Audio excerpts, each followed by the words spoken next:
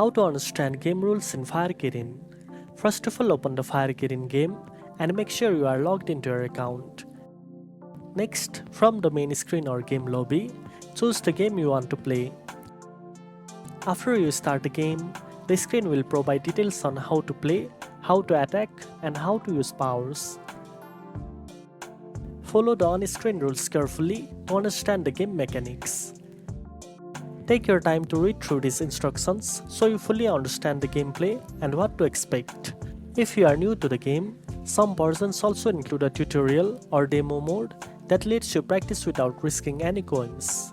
Remember, understanding the rules will improve your gameplay experience and help you make better decisions during the game.